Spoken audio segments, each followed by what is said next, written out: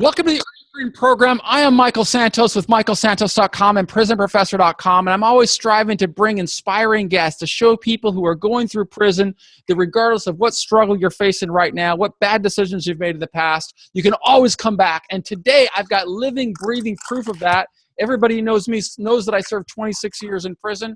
But today, after only 3 years of being back in society, what am I doing? I am introducing you to the famous Patrick McGee, a Hollywood producer who's brought us the wonderful TV show called 24 to Life. He's going to tell us a little bit about Hollywood, about what he's accomplishing with this program. And I just look forward to sharing that story with my brothers and sisters who are going through the criminal justice system to give them hope. Patrick, welcome to our program. Hey, Michael. Thanks for having me. I really appreciate you having me on and the work that you're doing. That introduction, it's a little much. I mean, it's the whole like Hollywood producer. That's not what this is about by no means. And just also want to convey that, anything I say here is definitely my own opinion, my own personal thoughts, and my experience of creating 24 to Life, and then also my experiences producing it. And it doesn't reflect in any way any networks or any of the other people that I work for, because trust me, that's a whole different business that I'm not involved with. But I appreciate having me on. And like I said, this isn't really about Hollywood. This isn't really about being a big producer, because that's not me. And this is about telling people stories, and it's 24 Life is about telling people's struggles to figure out what's important in their life. Well, that's what I appreciate that humble correction of mine. But and I know that you see your role in one way, but I'm really trying to communicate a message to people inside who are living in struggle, that they can still have a life of contribution and meaning. And this is almost self-evident when I have this opportunity to talk with somebody like you. For me, this is really exciting, and what you do for me is really part of this greater mission of spreading more awareness about how our nation's commitment to mass incarceration influences every human being. And I'm really grateful to you for telling those stories, because I think a lot of people are disconnected from it. And what I'd like to hear, how is it that you got involved in this with this interest of spreading awareness for people who are going into the criminal justice system? Michael, it happened. It kind of happened by accident. I would say gradually and suddenly. It was an incident in my own life where a good friend of mine was on the eve of being incarcerated, and literally I was, his friend and the person that was going to drop him off for intake and to surrender. And I couldn't believe, that day leading up to the night before, all the things that he had to do to prepare mentally, emotionally, and just watching his transformation, go through like a list of, real life decisions that he had to make in 24 hours, and watch how he tried to figure out what's important in his life. And I, as a storyteller, was just, blown away. One is, because he was my friend. And then the second is because I think that it's an important thing, 24 hours before you're incarcerated. What our story does is our show does is we don't really focus on the crimes. Our show is about trying to figure out what's important in your life. And I really think in your last 24 hours of freedom, there's a little light bulb that goes off in your head, and you start to realize, here's what's important in my life. Usually, without a doubt, it's family, it's friends, it's health, and it's about believing what you can do when you get out and having some sort of hope. So if somehow in that last 24 hours before you say goodbye to everyone, you have,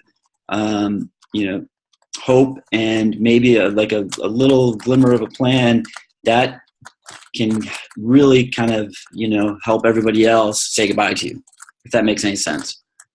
Oh, that's absolutely makes sense. That's really part of my mission is helping people understand that. And you'd mentioned that your buddy was going through this the last 24 hours. My question is, how long prior to those 24 hours did he start preparing? Because I got to believe from my experience that people who are going into the criminal justice system, their lives are frequently being, spinning out of control for months, sometimes years before they actually get into the prison system.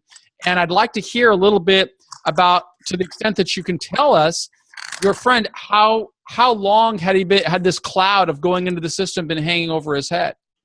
Well, it's interesting because I think with getting into discussing him it's a tricky one to discuss. But I think from my experience with 24 to Life, I think what you're saying is completely accurate. A lot of times we've met people that have committed their crime a year, almost a year ago, and they've been fighting through that. That period of realization, it's kind of like this long process. Like, hey, I committed the crime. I need to come to grips. And they're really just trying to tie up all their loose ends. And in our show, 24 to Life, it really is kind of just this ramped up, expression of emotions that these people are going through. And it's certainly not only the characters themselves in 24 to Life that are going through this, it's also all the people they love and the people who love them. Can you tell us a little bit about what you've learned from the family members or the people that are close to those individuals that you profile on the show? What I've learned in terms of, I'm sorry? How are the family members prepared to, like you had to experience it with your own friend, but every individual that you're profiling, they're going to have mothers and fathers. Some of them are going to have sons and daughters or siblings or loved ones, husbands and wives, girlfriends, boyfriends. And the reality is that prison and going into prison, it influences everybody. It's not just the defendant. It's so many other people. Right. I'd like to hear some common themes. Yeah, Michael, you're absolutely right. It's like, I think that's one thing that we've learned, and it's super apparent, is that the collateral damage of sending someone to prison, incarcerating someone, is not as simple as sending someone to jail for a year. When you send someone to jail, you're affecting their children, their parents, their loved ones, everyone in the community. It is a mass incarceration of not just one person, of tons of people. We're looking at doing this case where I just got the phone. This lady, she's going to jail for, I believe it's a year and a half for a pretty small crime. It was on federal property. She has an autistic autistic brother that she cares for, a 6-year-old brother. Her mom works, and she's going to go to prison for a year and a half, and this autistic brother does not have her primary caregiver. I don't know what we gain when her misdemeanor. It was pretty limited what she did. She's going to jail for over a year, and her brother is going to be left. In season 1, we had this lady go to jail for 10 years because of mandatory minimums in a drug case. She had 4 children, and the only reason that she was out and not incarcerated is because she was pregnant. And so they waited till she had, the child was 8 weeks old, and then she went away. Her husband was working at the chili factory, making $30,000 a year, and now this family is going, and he's being left with 4 children. And a mandatory minimum of 10 years for these drug offenses were absolutely astonishing to me. And I think it's one of those things that we're 24 Life is like, we don't like to really judge. We like to express all the facts out there. And the fact is, here's a lady going to jail for prescription drugs who has a problem, and she's receiving 10 years. She has 4 children, and those 4 children now no longer have a mother. And, when we see stuff like that, it's absolutely, it's crazy. And it's important that we share those stories. It's incredibly important because the reality is, as the Pew report has shown, more than 1 in every 99 American citizens has a criminal background, has an experience of prison. But even broader than that, if we look at every individual who goes in, if you figure that person knows 10 people, we've got 2.3 million people incarcerated. It's really influencing tens of millions of people in our nation's prison system, which is one of the reasons I call it one of the greatest social injustices of our time. And another reason that I really want to thank you, and I know you've got a big team that works behind you at 24 to Life that spreads this message, because you are helping bring this into the public eye and helping taxpayers see why we need to rethink our criminal justice system so that we are not incarcerating people for decades that are really not, particularly individuals of nonviolent crimes. I just think that there are alternatives that we could use besides locking people in cages. Now, with that said, I've got another question for you. I know that you've had a very... Michael, again, just to adding to what you're saying, is it's important to distinguish the difference between, on 24 to Life, we're following people 24 hours before they're incarcerated. We're not in any way saying what they did was right, nor are we ever saying, we understand what they did. Our show basically documents 24 hours before they're incarcerated, and it basically gives, the viewers a chance to relate to discover what's important to them. And, we lay out the facts, but, the facts are everyone that appears on our show broke the law, and they're sentenced to be paid for that law. And that's one thing, like I as a producer, I want to be very clear. It's like, I understand, there's discrepancies in sentencing, and I think that's up for the viewer. And that's why it's interesting to show like the different cases. We have one lady that's going to jail for attempted murder, and she received 4 years. And in that same episode, we had a lady that was going to jail for 10 years for drug offense. Now, that's not by accident. That gives the viewer a chance to understand that there are discrepancies in sentencing state by state, federal to state. And I think that is something that should be looked at. But 24 to Life doesn't really give an opinion on that. It just kind of lays it out. And it goes back to, like, our show is really about deciding what's important in your life. And I think that's what is pretty amazing about our show, because when you watch this, I think anyone can relate to, if you had only 24 hours of freedom left, who do you want to spend that with? Mm-hmm. And the name of the show, 24 to Life, I understand that 24 now, it's the last 24 hours before an individual loses his liberty or really goes inside of a system. Tell me about the second part of the title, 24 to Life. What does that mean? The second part of that's a good question. The second part of that title really is about, your life moments. What's important to you? What's important in your life? What are your life priorities? And you see in those 24 hours before someone goes to prison, you'll see someone, if I had a daughter and her birthday was coming up and I wasn't going to be available to share that with her birthday, we would have a cake. People try to put all these life moments into those last 24 hours. So that's why it's kind of a play on word, 24 to Life, because these are your last 24 hours. And you want to get all those life moments in there and share it with all the people that you love and that you care about, and let them know how much you care about them and that you're going to change and that you have changed. So you had a very successful first season. Have you had any insight with regard to the people you profiled in season number 1 who are currently inside of that system? Sure. We did, I received a letter from the lady that was incarcerated for 10 years, and hopefully she's going to get out a little sooner. It's interesting because I didn't really understand about sentencing as much as I do now, in understanding how the federal government works in terms of having to serve 80%.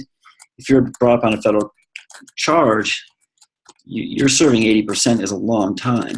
I do receive communication from some of the people. I know some people are out already. I'm trying to think of a good example. I know in one instance, a lady was going to jail for drug trafficking, and it was unbeknownst to her that she was transporting X amount of heroin from Atlanta to Detroit. She was driving it for her boyfriend. When she was incarcerated, her jail was flooded, and they couldn't move her from one place to the next. So she was basically in a holding area for several weeks, and because she was in that holding area for several weeks, she was unable to see visitors, which was very unfortunate because she had a newborn that she couldn't see. So we do receive communication from them, and eventually we'd like to do updates. I don't know if that's something that's going to happen for sure, but we would love to do it. Yeah, I think the more exposure that we can give as a society to people, not making excuses, as you said, for crimes that they committed, but rather I think it's important for us to provide examples of how people can prepare. What is the best practice approach if somebody's going into the prison system to position that individual for the lowest possible sentence, and maybe serve that sentence in the best possible environment, and perhaps use the time in that environment in the best possible way.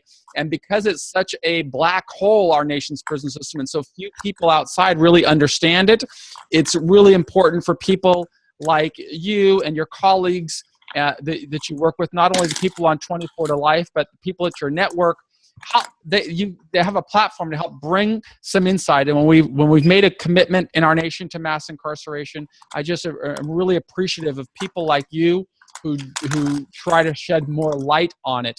And that leads me to another question. What challenges did you have in bringing this concept of a show like this, when prisons historically have been somewhat of a taboo subject?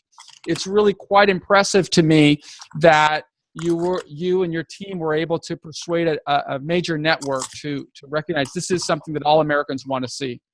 Sure. And I want just to add to what you were saying is that one thing that is really important about 24 to Life is that, that we get to share stories of people that look like you, that people that look like me, that aren't just numbers. They're not just, here's this, this convicted person. We start to realize that everybody has a story, and the 2 million people that are incarcerated each year, it's like they all are real people. They're just not numbers. And in our shows, like, we don't reveal the crime until the very end of the episode. And the reason we do that is we try to humanize everyone. So you don't just find out at the very beginning. It's like, he did X crime, and then you're basically always thinking of that person as this criminal. What you learn about me is that I'm going to jail for 10 years. I have a wife, I have 5 kids, that I love them very much. And then you find out what I did at the end. And I think that's an important piece of storytelling, because it really humanizes our subjects, and it makes them relatable, because everybody just thinks, like, when you read something in the paper, it's like, oh, this guy's a thug, he's a criminal, he's a convict. In fact, they probably have a loving, mom and a loving dad and a great sister. But getting to what you're saying about it, getting 24 to Life on network television was not easy. This was an idea I had about 10 years ago. And over the course of 10 years, about 3 years ago, I did, we put together a little sizzle reel, and from there, we shopped that around. And like you said, it's tough, because the climate for crime shows, prison shows, is difficult, because people like to be either black or white, either a good guy or a bad guy. And in most situations, networks, from my experience, don't like the gray area. If you're a good guy, you're a good guy. You're a bad guy, you're a bad guy. And it's very simple. And what this show was doing was, it was basically saying, like, look, this guy committed a crime, but you know what? He wants to serve his crime, and he wants to get back on his feet.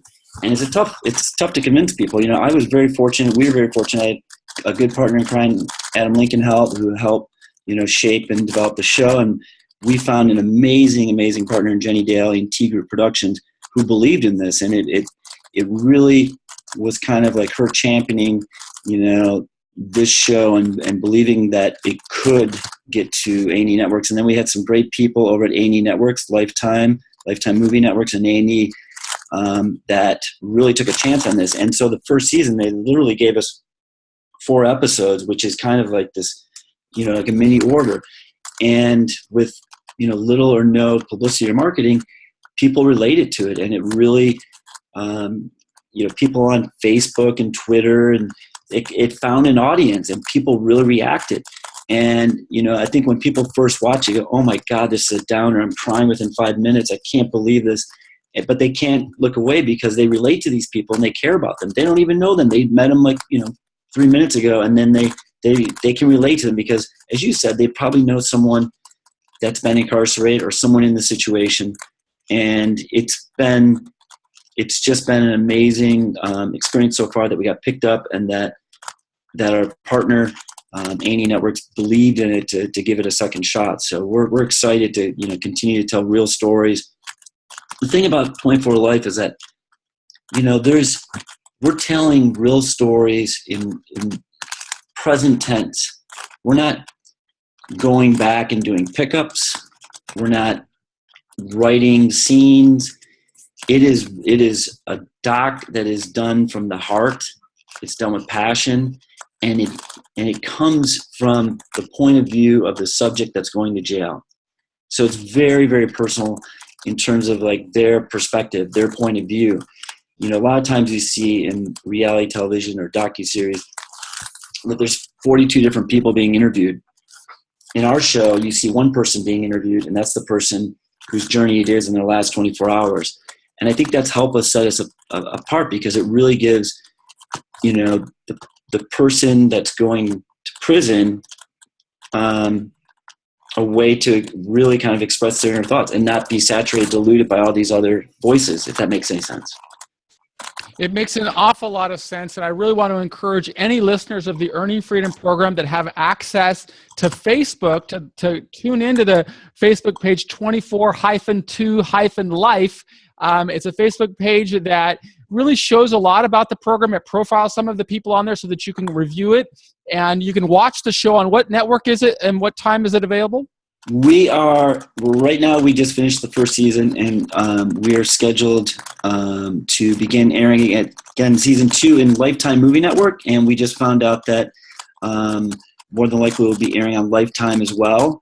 But right now, Lifetime Movie Network, sometime in January and February. So we're out there doing active stories right now, and if you know of anyone that is getting ready to surrender and like to share their story, we'd love to hear it and share that. Could you tell us a little bit about the vetting process? Because basically everybody who's listening to my program and my work is either going into the prison system, coming out of the prison system, or in prison. And people who are in prison frequently know others who are coming in. So what would be the process for somebody who says, wow, I really would look at an opportunity to be on 24 to Life as an opportunity to kind of sow a seed that shows this is the step that I am taking to come back to society whole, to do exactly as you said, serve my time, come back on my feet, ask people to judge me for the way I responded to my problem rather than the problem that put me in here. What would be the process that somebody might pursue to audition to be on 24 to Life? I think basically, what happens is they reach out to us and they share their story. We like stories that are relatable. We like, stories from people that we don't like to focus on repeat, offenders, people that are habitual offenders or violent offenders. We like to tell stories, and those exist, and those people are, they're going to, pay their dues, and hopefully they'll work it out. But we like to tell stories that are relatable. Like, one thing that became very clear to me is, like, in season 1, is that there's a lot of people that day they woke up, they never intended to commit a crime. There's other people that, started to commit a crime and they can never get out. But whatever the case is, we like to tap into people that have good hearts, and their instincts were just wrong. At the end of the day, they're good people, but they made some really, really bad mistakes. And unfortunately, those mistakes are crimes. And, and by no means would I ever excuse their actions. But we want people with heart. We want people with remorse. And we want people that are going to fill our story with hope. Because at the end of the day, when we go and tell our story, there's always that silver lining that when I get out, I am going to make a difference, and I am going to turn things around, and I am going to make it right. We don't want people that are going away and say, the hell with this, F society, I'm done with it. That's not what our show is about. Our show is about people that made a mistake, they committed a crime, they're going to do their time, and when they get out, they're going to they're going to do great. They're going to do good things. Yeah, and your show really gives an individual this hope that they can be profiled and seen by other, and they can point back to the times. Hey, you see when that was on the show, that was the day that I started sowing a seed to it for a better life, and they can use that transparency, I hope, to persuade an employer to give them a shot, to persuade a creditor to open a door for them, to persuade a landlord to rent them in spite of what's going to appear on a Google search or something along those lines. So I am all in favor and grateful to people like you and your team who bring 24 to life to the marketplace, because it humanizes the reality that all of us are human beings. All of us, as you said, can make decisions, good decisions and bad decisions. And the reality is we're the product of all of our decisions, not just the one that maybe got us trapped into the criminal justice system. That's a great point. I mean, I always try to think, what's the threshold of forgiveness? At what point does someone forgive? I think we're a more forgiving society than the media lets on. And when you really tap into people out in the streets, they really are more forgiving. And I think that there's a media play out there, and this is my personal opinion, that makes things feel that it's not. But I don't think that's the case. I think people are hopeful. I think they're optimistic. And I think that's what we try to convey. It is what we try and convey, and that's certainly what I try to convey with the Earning Freedom program, particularly for people in prison. And I always like to close by sharing a message, a takeaway that I would have gotten if I would have been listening to Patrick McGee when I was sitting in prison. I would have listened to how long it took for him to take his idea from realizing, suffering the pain of watching his friend go into the prison system, to saying, wow, there's a lot of people who are going through this. Maybe there's a need in the marketplace to share this message, and then invest years. And from what I heard, it said it took him 10 years from that moment of his friend going in to the time he was able to persuade other people to see that same vision that he had, and then get it onto a network, and then proof of concept with 4 episodes, get a second season.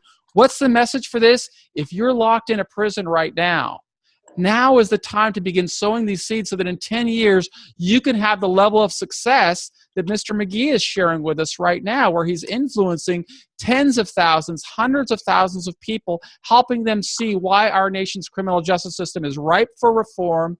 I'm very grateful to you, Patrick, for not only sharing your inspiring story, but helping me communicate this message that an overnight success is frequently 20 years in the making. Because although it's been 10 years for you to make this course, I suspect that it was 10 years before that it got you to the point where you can see visions like this. It's really impressive.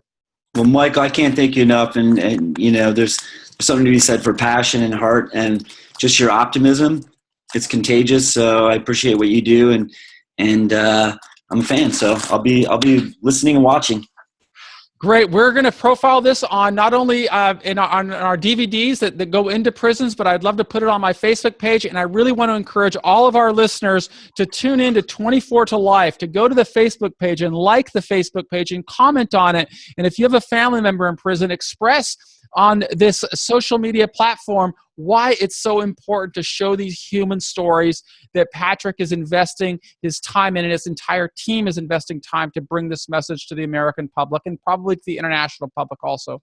So thank you very much, Patrick, for spending this time with us. I know that you're a busy man, and I really appreciate you sharing this afternoon with me today. All right, Michael. Take care. Thank you. Thank you. And we'll have show notes at michaelsantos.com and prisonprofessor.com with links back to the Facebook page and to any other links that I can get out of Mr. McGee. Thank you again. We'll be back tomorrow with another inspiring guest. Bye-bye.